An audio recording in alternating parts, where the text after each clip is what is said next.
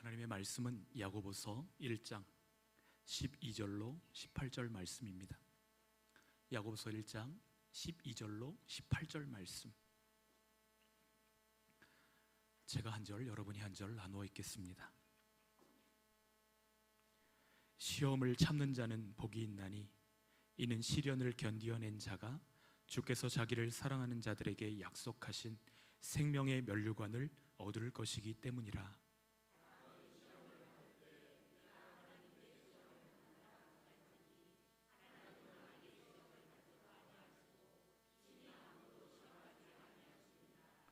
오직 각 사람이 시험을 받는 것은 자기 욕심에 끌려 미혹됨이니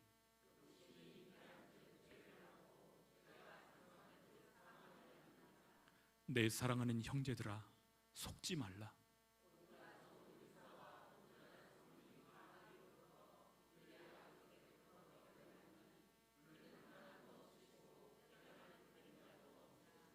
함께요.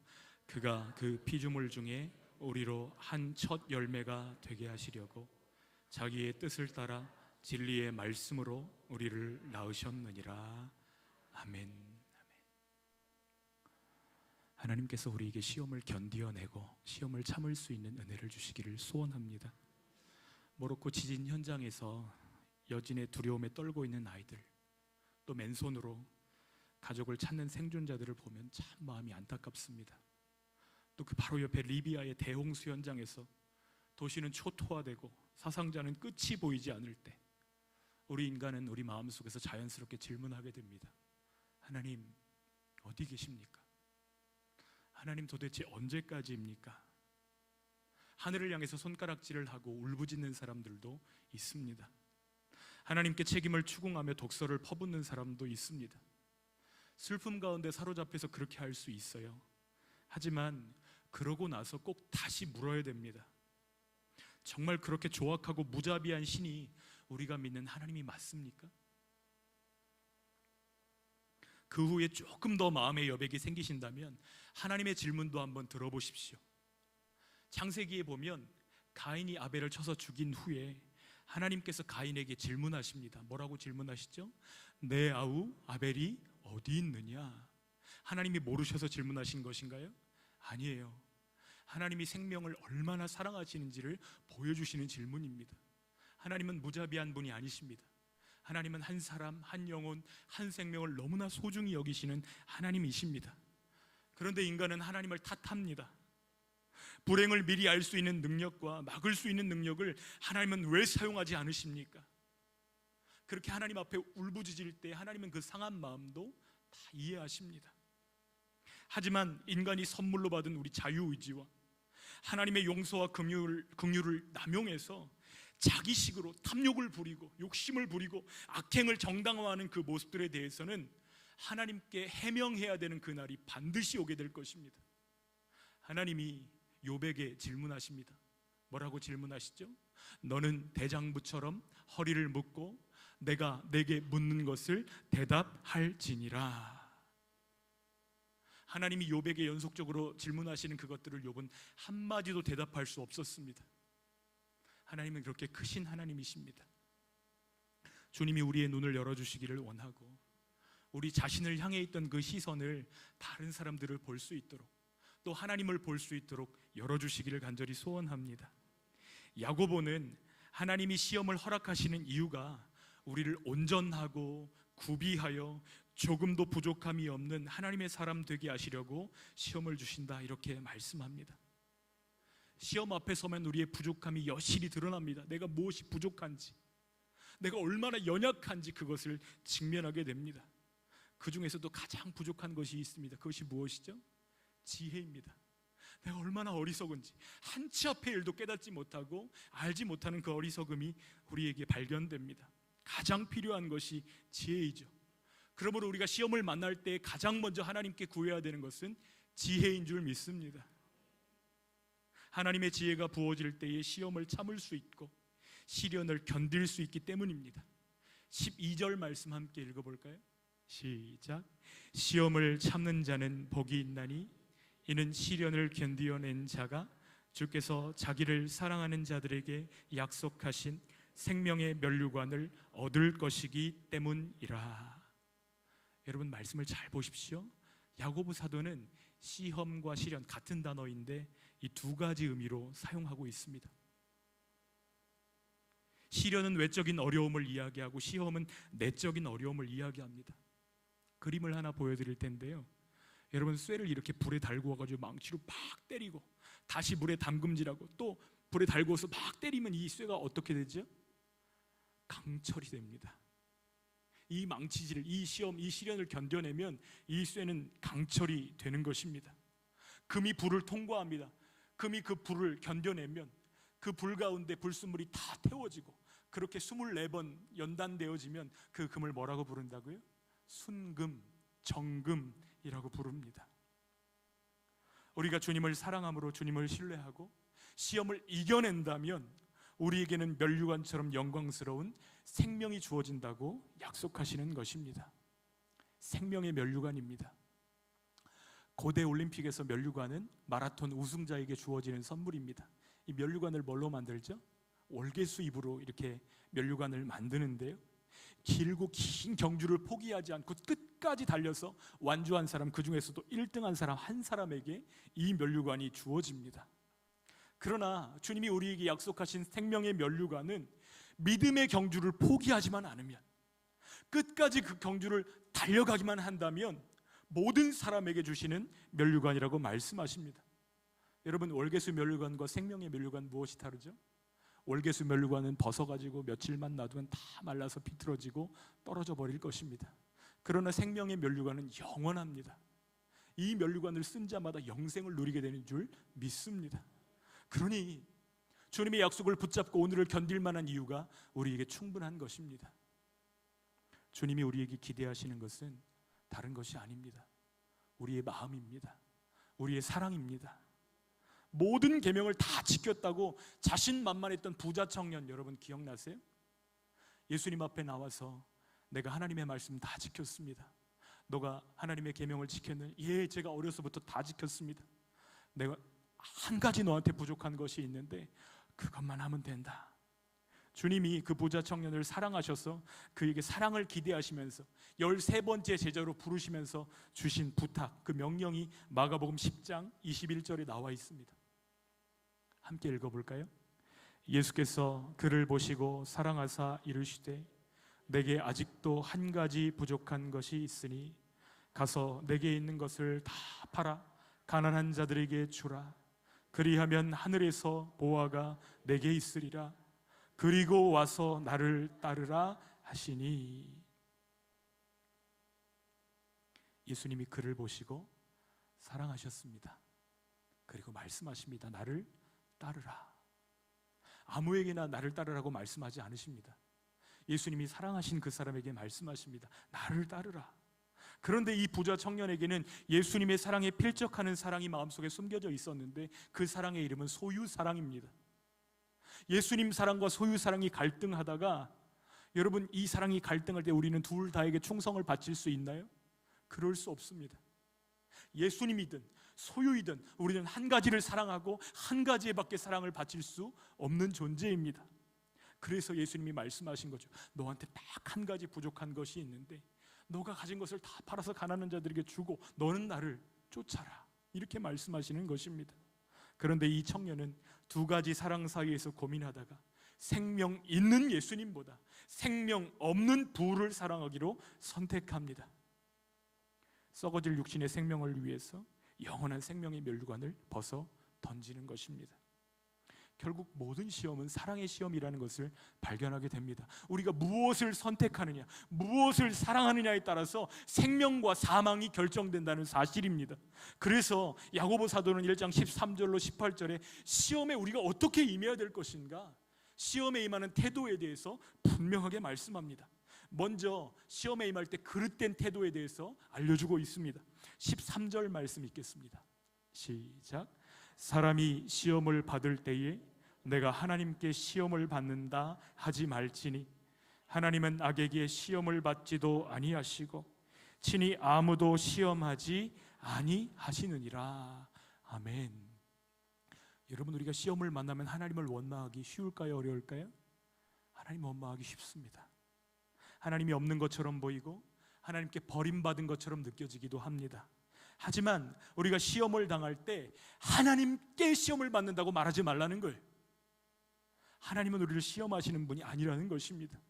시험에 대한 태도가 너무너무 중요한데, 시험에 대해서 잘못된 태도를 가지면 그 시험이 우리를 넘어뜨릴 수 있지만, 시험에 대한 바른 태도를 가질 때 그 시험은 우리를 연단하고 세우고 새롭게 하는 시험이 될 수도 있다는 것입니다. 하나님은 친히 아무도 유혹하거나 시험하시는 분이 아니십니다. 고린도전서 10장 13절 말씀, 히브리서 2장 18절 말씀, 로마서 8장 26절 말씀에 계속해서 그것들을 말씀하세요. 우리가 읽었던 야고보서 말씀과 고린도전서 말씀이 너무너무 비슷하죠? 우리 하나님은 감당할 수 있는 시험만 허락하시고 피할 길도 주시는 아버지이십니다. 또 우리 하나님은, 우리 예수님은 인간으로서 우리의 시험을 경험하셨기 때문에 시험 받고 있는 우리를 능히 도우시는 줄 믿습니다. 또 로마서 8장에 보면 성령님은 우리가 시험당해서 어떻게 기도해야 될지도 모르는 그 당황스러운 순간에도 말할 수 없는 탄식으로 우리를 위해서 기도하고 도우신다고 말씀하십니다. 여러분, 그런 점에서 하나님의 시험과 사단이 주는 시험은 완전히 다른 것이에요. 사단은 우리를 넘어뜨리기 위해서 시험합니다. 그러나 하나님은 우리를 세우시기 위해서 연단하시는 줄 믿습니다. 완전히 다릅니다. 사단이 시험하는 이유는 명백합니다. 하나님을 의심하게 만들고, 하나님을 향한 신뢰를 깨뜨리고, 하나님의 말씀을 의심하게 하고, 하나님을 떠나게 하고, 결국 자기 눈에 옳은 대로 살아가도록 우리를 꿰는 것입니다. 그러므로 유혹을 만났을 때 하나님 탓하거나 하나님께 책임을 돌릴 것이 아니라 우리의 한계를 인정하며 하나님 지혜를 주십시오, 이렇게 기도하는 저희들 되기를 원합니다. 고난과 시련 앞에서 하나님 앞에 진실하게 설 수밖에 없어요. 한계는 반가운 손님은 아닙니다. 몸이 약해져 가요. 불행으로 관계가 치달아 갑니다. 돈이 떨어지고, 시간이 없고, 배우자는 바람이 나고, 자녀는 병들고, 친구는 배신하고, 이럴 때 흔들리지 않을 사람이 아무도 없어요. 모두가 흔들립니다. 하지만 그 한계와 절망 앞에서 하나님을 탓하는 것과 하나님의 주권을 인정하는 것은 분명히 다르다는 것입니다. 제가 아는 목사님이 가장 큰 시험을 통과하고 나서 이런 고백을 하시더라고요. 더 내려갈 곳이 없었습니다. 더 내려갈 곳이 없었다는 거예요. 그러나 그곳에서 하나님을 의지할 때에 하나님이 목자가 되어주시고 본인을 회복시켜 주셨다는 고백을 들을 수 있었습니다. 여러분, 시험이 우리에게 유혹이 되는 이유가 무엇이죠? 14절 말씀에 야고보 사도가 설명합니다. 함께 읽어볼까요? 오직 각 사람이 시험을 받는 것은 자기 욕심에 끌려 미혹됨이니. 지금 야고보 사도가 낚시의 은유를 사용합니다.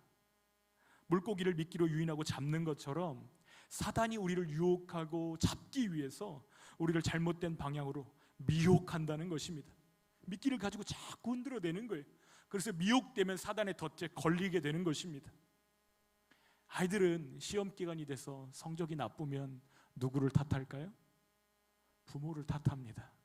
그때 좀 깨워주지, 그때 좀 혼내주지, 다 탓해요. 담뱃값에는 폐암 경고가 아주 무시무시하게 그려져 있습니다. 여러분 아시죠? 편의점 들어가면 딱 가운데에 담뱃값들이 이렇게 진열되어 있잖아요. 근데 담뱃값 3분의 2가 그런 그림들입니다. 그림만 보기도 너무 끔찍해가지고 제가 보여드리지는 않겠습니다. 담배를 피우다가 이렇게 될 수 있습니다. 그렇게 경고를 크게 해놔도 사람들이 계속 사서 먹더라고요. 그렇죠? 그러면 이 담배 피다가 암에 걸리면 소송할 수 있을까요? 없을까요? 없어요. 이미 경고가 되어 있기 때문에. 주식 투자를 할 때도 주식 계좌를 개설하면 먼저 이런 문자가 옵니다. 투기의 목적으로 하지 말고 신중하게 투자하십시오. 반드시 이런 문자가 와요. 나중에 책임은 누구에게 있기 때문에? 선택한 사람에게 있기 때문입니다. 어떤 사람은 이야기합니다. 하나님이 원인 제공자 아닙니까? 그때 선악과 안 만들었으면 인류가 죄 짓지 않았을 거 아닙니까? 하나님이 원인 제공자라고 원망합니다. 그런데 야고보 사도는 이것 분명하게 선을 그어주고 있어요. 아니라는 거예요. 문제는 하나님이 아니고 우리의 욕심이라는 것입니다. 욕심에 이끌려서 미혹되기 때문에 우리가 넘어진 것이지 하나님이 우리를 넘어뜨리신 것이 아니라는 거예요. 내 욕심이 자석처럼 나를 끌고 가는 것입니다. 그래서 오직 각 사람이 시험을 받는 것은 자기 욕심에 끌려 미혹됨이라고 말씀하십니다. 하나님 중심으로 생각하지 않고 나 중심으로 생각합니다. 사단이 우리를 유혹하는 목적, 우리를 넘어뜨리는 것이라면 어디를 칠까요? 제일 약한 곳, 제일 두려운 곳, 제일 한 방에 쓰러뜨릴 수 있는 곳, 여러분 알고 계시는 그 약점, 그 부분을 놓치지 않고 공격할 것입니다. 사단이 알아요, 우리가 어디가 약한지. 그래서 공격이 들어오면 반드시 그 부분으로 공격이 들어옵니다. 그럼 우리 어떻게 해야 되죠? 그 부분을 준비해야 되는 것이죠. 하나님과 지체들에게 기도를 요청하십시오. 여러분의 연약함 때문에 자꾸 그 부분에서 쓰러지고 시험당하고 넘어진다면 옆에 있는 지체들, 믿을 만한 지체들에게 기도를 요청하십시오. 내가 이 부분 때문에 너무너무 고통스러운데 나를 위해 기도해달라고 기도를 요청하시고, 또 하나님의 말씀이 나를 다스려 주시도록 하나님의 말씀에 자꾸 나를 붙들어 매시는 연습이 필요합니다. 15절에 그렇게 해야 될 이유에 대해서 말씀합니다. 15절 말씀 읽겠습니다. 욕심이 잉태한 즉 죄를 낳고 죄가 장성한 즉 사망을 낳느니라. 여기 출산의 비유 3대 족보가 그려져 있습니다. 할머니의 이름은 욕심, 엄마의 이름은 죄, 딸의 이름은 죽음입니다. 욕심을 통제하지 않으면 반드시 무엇을 낳는다고요? 죄를 낳고, 죄를 가만 내버려두면 죄가 막 자라는데 자라서 무엇을 낳는다고요? 사망을 낳게 된다는 것입니다. 여러분, 우리는 욕심을 부릴 수도 있고 죄를 지을 수도 있습니다. 하지만 거기서 돌이키고 하나님께로 돌아올 수도 있도록 하나님께서 우리들을 바꿔놓으신 줄 믿습니다.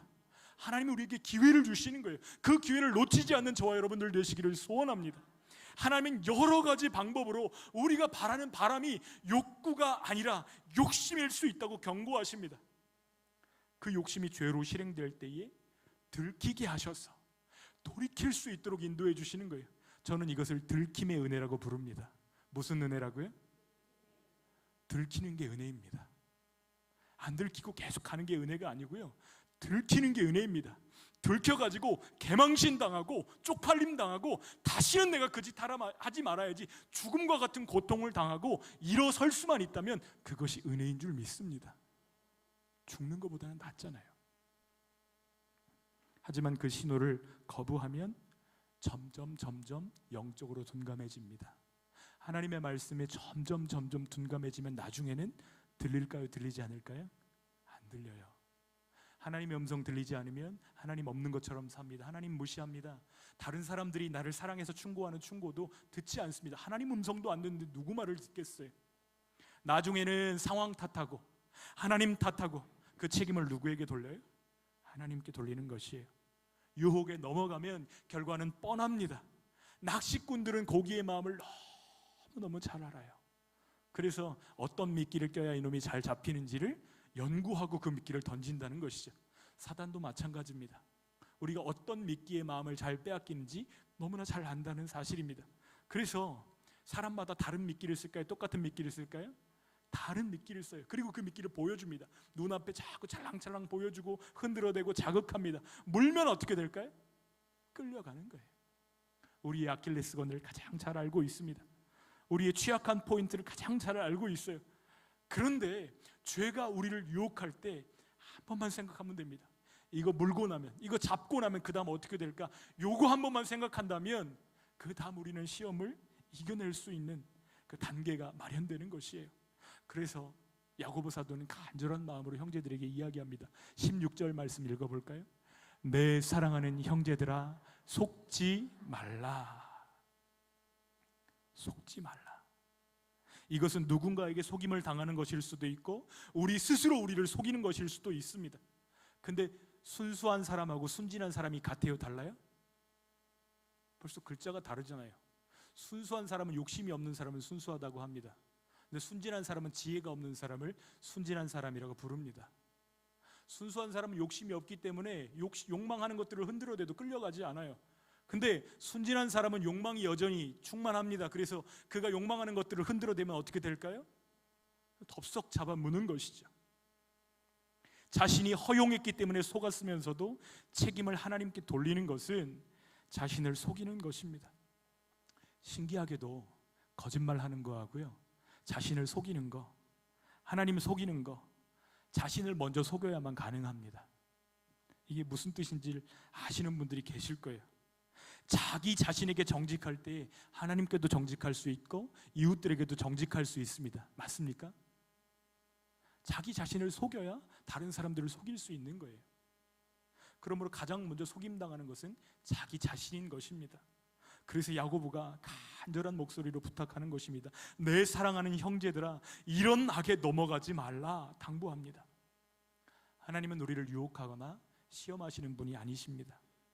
그냥 그뿐이 아니라 우리에게 가장 좋은 것을 주시고 변함없는 사랑을 부어주시는 아버지이십니다. 17절 18절 말씀 읽어볼까요? 시작. 온갖 좋은 은사와 온전한 선물이 다 위로부터 빛들의 아버지께로부터 내려오나니 그는 변함도 없으시고 회전하는 그림자도 없으시니라. 그가 그 피조물 중에 우리로 한 천 열매가 되게 하시려고 자기의 뜻을 따라 진리의 말씀으로 우리를 낳으셨느니라. 아멘. 여러분, 말씀을 잘 보십시오. 하나님이 우리에게 주시는 것들이 있습니다. 온갖 좋은 은사와 온전한 선물을 주신다고 말씀하십니다. 하나님이 우리에게 주시는 선물 중에서 가장 좋은 선물이 있습니다. 그 선물은 바로 성령님이십니다. 누가복음 11장 말씀 한번 같이 읽어볼까요? 너희가 악할지라도 좋은 것을 자식에게 줄 알거든 하물며 너희 하늘 아버지께서 구하는 자에게 성령을 주시지 않겠느냐 하시니라. 구하는 자에게 무엇을 주신다고요? 성령을 주시지 않겠느냐. 구하는 자에게 성령을 주시지 않겠느냐 말씀하십니다. 우리 하나님은 빛들의 아버지이십니다. 하늘의 해와 달과 별을 창조하시고 지금도 그 모든 빛들을 운행하시면서 그 빛 아래 살아가는 우리들을 돌보시고 사랑하시는 줄 믿습니다. 여러분, 누가 시험을 이길 수 있죠?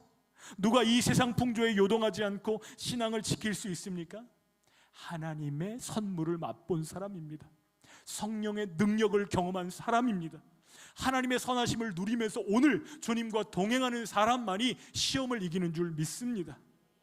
그 사람들에게는 특징이 있어요. 다른 것에 목말라 하는 것이 아니고 더 풍성한 응답, 더 풍성한 은사, 더 풍성한 동행을 갈망한다는 것입니다.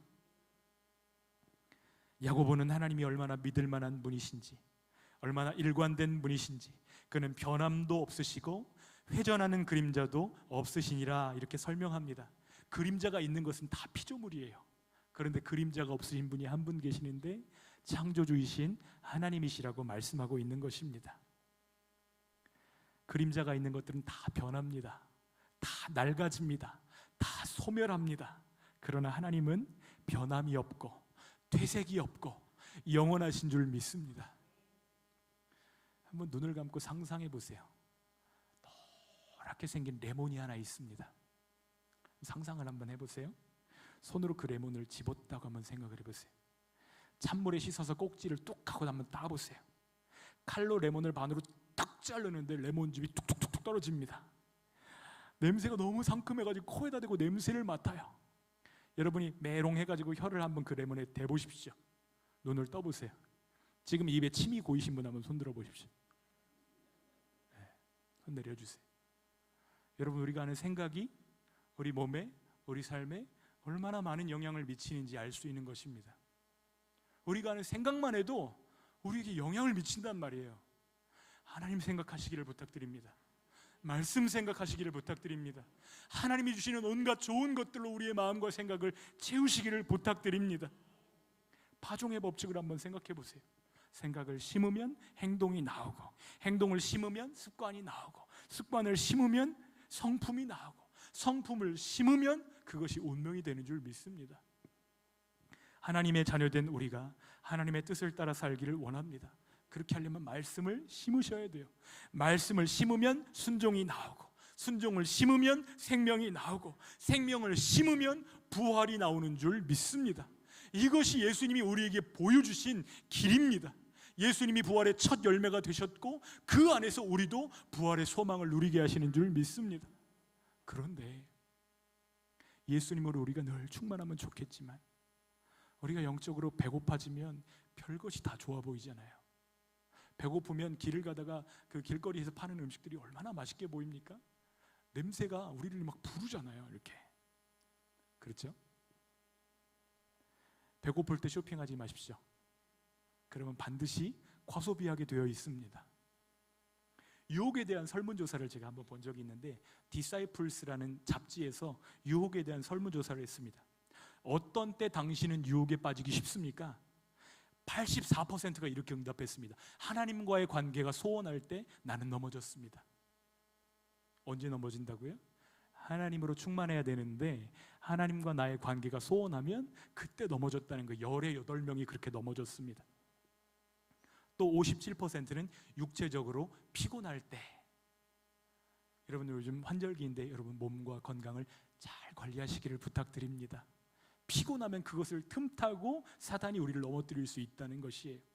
또 이런 질문이 있습니다. 시험을 이기는데 큰 도움이 되었던 것은 무엇입니까? 84%, 이것도 84%인데요. 기도가 도움이 되었습니다. 또 76% 중복 응답했는데요. 피하는 것이 도움이 되었습니다. 죄 짓는 자리를 피해가는 거예요. 그럴 상황이 생기면 아예 그 자리를 피하는 것입니다. 또 66%는 성경 공부가 저에게 도움이 되었습니다. 52%는 경건한 성도들과 만나서 교제하는 것이 저에게 도움이 되었습니다. 이렇게 응답하였습니다. 여러분 우리가 하나님을 사랑하는 자 되기를 소원합니다. 하나님을 사랑하면 하나님이 우리의 생각을 주장하시고 하나님이 우리의 생각을 주장하시면 그 생각이 우리 삶 전체에 영향을 미치게 되는 것입니다. 그러므로 욕심을 따라 살 것이 아니라 말씀을 따라 살기를 원합니다. 제가 뉴스를 보다가 악어를 너무너무 사랑한 나머지 악어와 함께 사는 사람 뉴스를 본 적이 있어요. 매일 악어를 훈련시킵니다. 그 닭을 주면서 악어를 훈련시키는데요, 매일 먹을 것 주고 매일 함께 살고 끌어안고 잡니다. 그런데 이 악어의 본성이 길들여질까요? 안 길들여질까요? 악어가 말을 좀 듣는 것 같아가지고 어느 날 사람들 앞에 공연을 준비합니다. 사람들을 다 불러 모아놓고 악어가 입을 벌리게 하고 바라보는 사람들한테 제 말에 악어가 지금 순종해서 입을 열었습니다. 막 박수갈채를 받으면서 자 이제 제가 악어 입속에 머리를 집어넣겠습니다. 근데 그날따라 악어가 기분이 나쁘다고 한번 생각을 해보세요. 다듬으면 안 돼 이렇게 사인을 주고 그동안 100번도 넘게 연습을 했는데 그날따라 기분이 좋지 않은 거예요. 입을 벌리고 있는데 괜히 막 아구지가 뻐근한 것 같고 그래가지고 그 악어가 입을 닫았다고 한번 생각해 보십시오. 그럼 어떻게 되죠? 조련사의 머리통과 몸통이 분리되는 것입니다. 여러분 절대로 유혹을 가지고 놀지 마십시오. 유혹은 애완용으로 기를 수 있는 것이 아닙니다. 여러분 유혹이 우리를 속입니다. 우리가 컨트롤할 수 있다고 생각합니다. 그런데 그렇지가 않아요. 그것을 끊어버리기를 소원합니다.